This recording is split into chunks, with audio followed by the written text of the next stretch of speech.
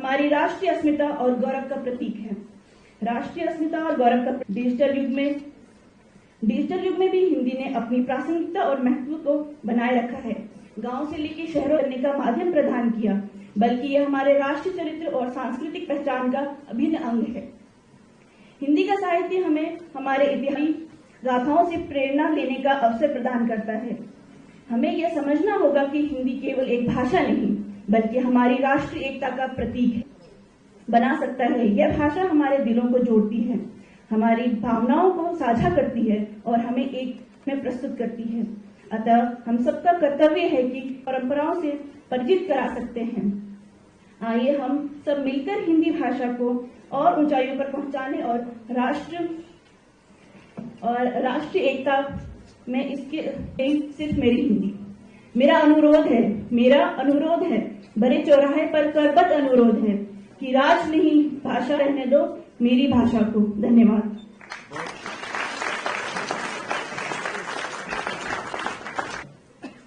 यहाँ पे वक्तव्य पेश करूं, मैं यही जरूर कहूंगा, गुरु बिन ज्ञान न उपजे, गुरु बिन मिले न मोक्ष, गुरु बिन लाके न सत्य को, गुरु बिन मिले न मोक्ष।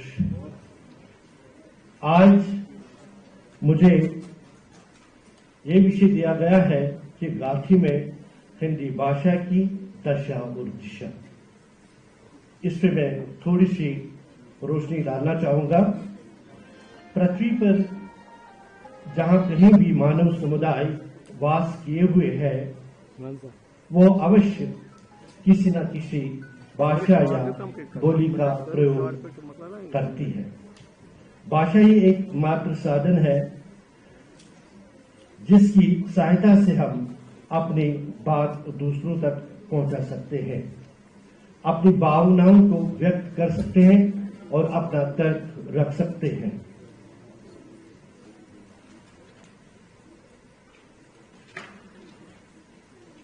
विदाई स्वागत भाषा ही के अंतर्गत आते। जी, आपका नाम? मेरा नाम तायबा आलम है। तायबा, चूंकि आप एक पीएचडी स्कॉलर हैं हिंदी की, जी सर, जो आज यहाँ पर ये इवेंट हो रहा है हिंदी दिवस के नाम से, 15 दिन का ये प्रोग्राम था, कितनी इसकी इंपॉर्टेंस है जो कि Jammu and Kashmir academy of art culture languages की तरफ से हो रहा है to promote the languages in Kashmir, specially जो यंग जनरेशन है उनको अवेयर करना about the importance of the language. Sir, जो ये हिंदी दिवस मनाया जा रहा है, एक्चुअली में ये 14 सितंबर से मनाया जाता है, क्योंकि 14 सितंबर के दिन ही हिंदी को 1949 में हिंदी को मान्यता मिली थी एज ए राजभाषा की। तो तब से ये मनाया जाता है, क्योंकि जब हमें स्वतंत्रता के टाइम पे बहुत सारी भाषाएं थी, बहुत सारा था, लेकिन एकता के लिए, एक सबको एकजुट होने के लिए हिंदी को आगे लाया गया। और उस टाइम पे हम पे अंग्रेज शासन कर रहे थे, तो अंग्रेजी ज़्यादा चल रही थी, तो हिंदी को लाने के लिए और उसको राजभाषा बनाया गया। फिर धीरे धीरे हर राज्य में अलग अलग हो गए, क्योंकि हिंदुस्तान को विविधता में एकता का कहा जाता है और इसमें बहुत सारी भाषाएं हैं। तो हम साउथ में देखें, दक्षिण में देखें तो अलग भाषा बोली जाती है, नॉर्थ में देखें बहुत सारी भाषा बोली जाती है, लेकिन एक भाषा का होना बहुत जरूरी है जो हमें मतलब एकता की ओर ले जाता है, और एक संपर्क की भाषा भी है हिंदी। अब जब हम इसकी बात करें, क्योंकि हर जगह बहुत सारी भाषाएं बोली जाती है, अंग्रेजी को ज़्यादा इंपॉर्टेंस दी जाती है, उस हिसाब से हिंदी को हम इसलिए प्रमोट कर रहे हैं ज़्यादा, क्योंकि एक तो जम्मू कश्मीर में हिंदी नहीं थी, पहले संस्कृत थी बहुत टाइम पहले, उसके बाद बहुत सारे शासक आए, बहुत सारे राजाएं हुए, उन्होंने अलग अलग भाषाएं, और एक टाइम पे हिंदी यहाँ से लुप्त हो गई, लेकिन अब धीरे धीरे फिर से वापस लाया जा रहा है। और इसका मुख्य कारण ये है कि हम जब इसको प्रोत्साहन देते हैं ताकि बच्चों को पता चले, मल्टीलैंग्वेज हो सके, वो सीख सके विभिन्न भाषा। जैसे हम मातृभाषा सिखाते हैं सबसे पहले बच्चे को, फिर जी कश्मीरी सिखाते हैं, जो भी मातृभाषा हो जिसकी भी, उसके बाद धीरे धीरे और भी बहुत, ताकि उनमें विविधता आ सके, ताकि वो इंग्लिश भी जाने, अपनी लैंग्वेज भी जाने, हिंदी भी जाने। और हिंदी जो है वो हिंदुस्तान में एक संपर्क भाषा के तौर पे अपनाई जाती है। जब यहाँ से कोई बच्चा बाहर जाएगा, इंग्लिश भी बोल सकता है, हिंदी भी बोल सकता है। और इन सबसे ज़्यादा कि ये हम पखवाड़ा इसलिए मनाते हैं, जो ये 7 दिन का रहता है, 15 दिन का रहता है, ये इसलिए ताकि लोगों में एक जागरूकता आ सके, ताकि उन्हें पता चल सके कि हमारी हिंदी की इम्पोर्टेंस क्या है, कितना महत्वपूर्ण है, और इसका थोड़ा सा इतिहास जान सके हम। वो हम गुरु की वजह से ही है। मुझे लगता है कि किसी भी मन से गुरु को आदर देना बहुत ज़्यादा अनिवार्य है। गुरु के लिए 2 पंक्तियां कहना चाहूंगी संस्कृत में। गुरुर्ब्रह्मा गुरुर्विष्णु गुरुर्देवो महेश्वरा। गुरुर्ब्रह्मा गुरुर्विष्णु गुरुर्देवो महेश्वरा। गुरु साक्षात परम ब्रह्मा तस्मै श्री गुरुवे नमः। तस्मै श्री गुरुवे नमः। तस्मै श्री गुरुवे नमः।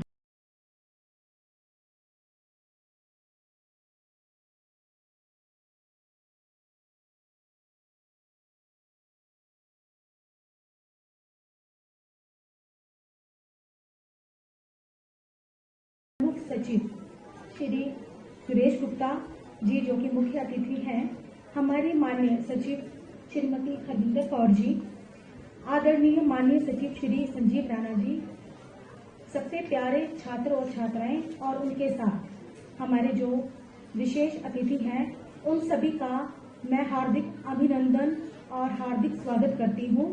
डॉक्टर शबनम का सभी को प्यार भरा सलाम, आदाब, नमस्कार, सत श्री अकाल। मेरे लिए प्यारी तुम कुछ ऐसी, मेरे लिए प्यारी तुम कुछ ऐसी, माँ शब्द के माथे पे लगी चंद्र बिंदी जैसी। मेरी बोली तुम, मेरी भाषा तुम, मेरी बोली तुम, मेरी भाषा तुम, व्यक्त होती मेरी अभिलाषाओं का माध्यम तुम। मेरे मुख से निकला वह पहला स्वर तुम, मेरे मुख से निकला वह पहला स्वर तुम। मेरी भावनाओं की अभिव्यक्ति को सरल बनाती तुम। आज हमारे साथ एक दूसरे सत्र में जो काव्यगण हमारे साथ यहाँ पे शामिल हैं, जो जुड़े हुए हैं, तो उसमें सबसे पहले मैं आमंत्रण सुवेदन मैं निमंत्रण देना चाहूंगी डॉक्टर मुदस्सिर भट्ट जी को, जो कि सहायक आचार्य हैं कश्मीर विद्यालय में, और वहाँ पे वो हिंदी विभाग में कार्यरत हैं। और उनके बारे में मैं आपको बताती चलूं। मुझसे मेरा धर्म पूछा जाता है, मुझसे मेरा धर्म पूछी जाती है जात भी। पूछा जाता है मुझसे मेरा धर्म पूछी जाती है जात भी। पूछा जाता है प्रत्येक वह झूठ, पूछा जाता है प्रत्येक वह झूठ, जो उनके व्यवहार में सदियों से बनी परंपरा है। जो उनके व्यवहार में सदियों से बनी परंपरा है। मुझसे छीना जाता है हिंदी होने का अधिकार, मुझसे छीना जाता है हिंदी होने का अधिकार पाकिस्तान बेचकर। मुझसे छीना जाता है हिंदी होने का अधिकार पाकिस्तान बेचकर। तलाशा जाता है मुझ में लादिन बगदादी, तलाशा जाता है मुझ में लादिन बगदादी। मेरे नाम में मिलाया जाता है हाफिज सैयद।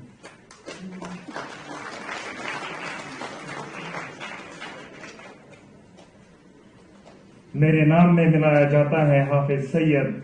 मैं निरर्थक हो जाता हूँ, मैं निरर्थक हो जाता हूँ और खो जाता हूँ। मैं निरर्थक हो जाता हूँ और खो जाता हूँ। पर कबीर सूर तुलसी के सिरहाने सो जाता हूँ। पर कबीर सूर तुलसी के सिरहाने सो जाता हूँ और पाता हूँ कि मैं स्वयं हिंदी हूँ, और पाता हूँ कि मैं स्वयं हिंदी हूँ।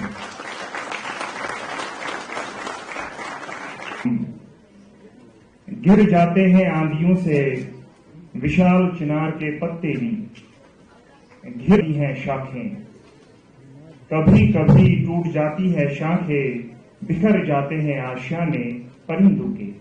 चील और चिड़िया, चील और चिड़िया, चिनार क्षितिज पर मदमस्त हवाओं में रंग बिरंगे नजारों में। चिनार क्षितिज पर मदमस्त हवाओं में रंग बिरंगे नजारों में। एक चील बैठा है दुनियादारी देखने, एक चील बैठा है दुनियादारी देखने, रक्तपात पंजों में नन्ही चुड़िया लेकर। एक चील बैठा है दुनियादारी देखने, रक्तपात पंजों में नन्ही चुड़िया लेकर। वह देखता है गलियों में घूमते अधनंगे बच्चे। वह देखता है गलियों में घूमते अधनंगे बच्चे। फटी साड़ी पहने औरतें, सड़कों में रेंगते ठेले वाले, अपनी लाचारी का पसीना माथे पर लिए।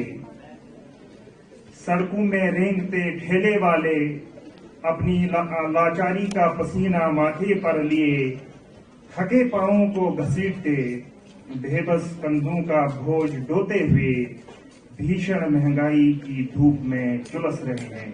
बहुत बहुत धन्यवाद। बहुत बहुत धन्यवाद। मुदस्सिर जी, बड़ी ही प्यारी कविताएं थी आपकी। मेरी विरासत मेरा मान है, ये बोली आन है। मेरी विरासत मेरा मान है, विमान मेरा है।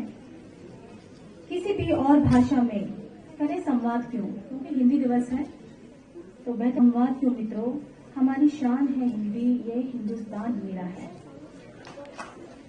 मैं अब बुलाना चाहूंगी डॉक्टर मोहम्मद याकूब साहब को, जो कि अपना कविता पाठ करेंगे। और मैं क्योंकि जब तक माँ नहीं होगी तो बेटी भी नहीं है, तो माँ के साथ तो बेटी का संबंध बड़ा गूढ़ होता है कि संस्कृत की एक लाडली बेटी है ये हिंदी, बहनों को साथ लेकर चलती है ये हिंदी। सुंदर है, मनोरम है, मीठी है, सरल है। सुंदर है, मनोरम है, मीठी है, सरल है, ओजस्विनी है और अनूठी है ये हिंदी। ओजस्विनी है और अनूठी है ये हिंदी। तो कृपा करके आप यहाँ पधारें। आपका नाम जानना चाहेंगे? मुदस्सिर अहमद भट्ट।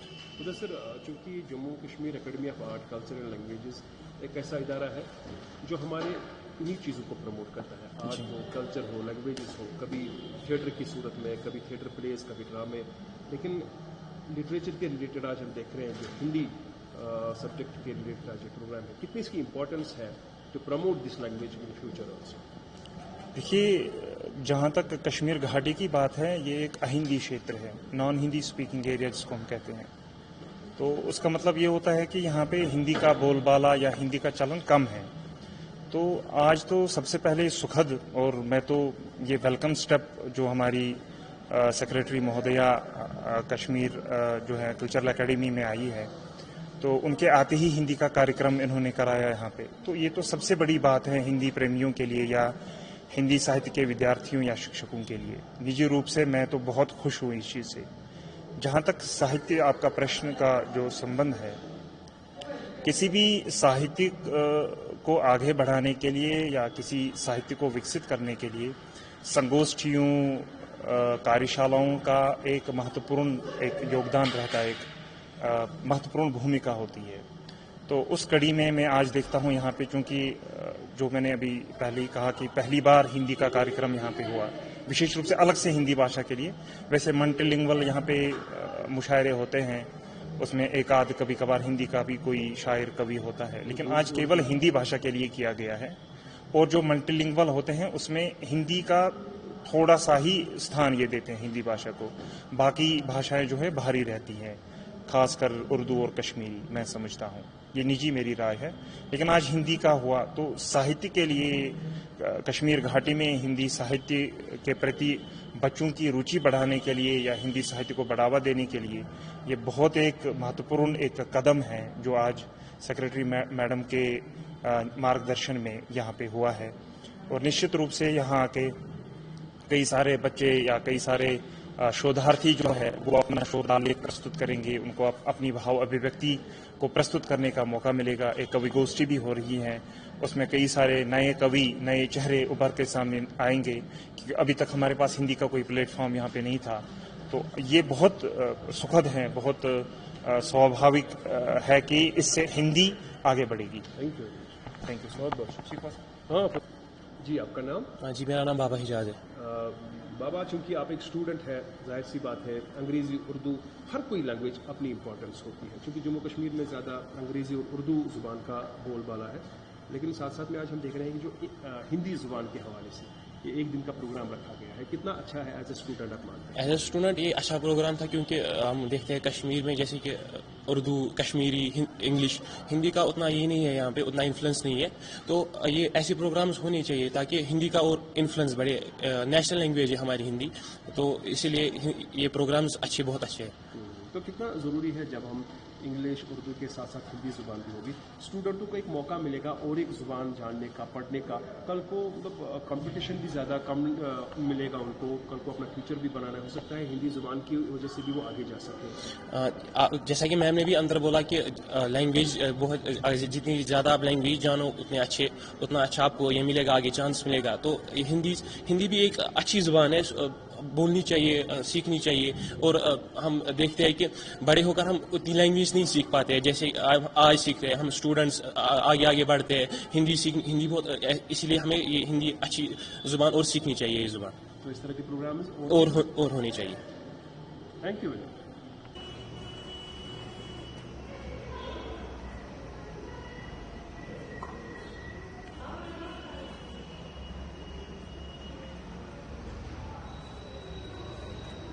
तो खाली नहीं है, खाली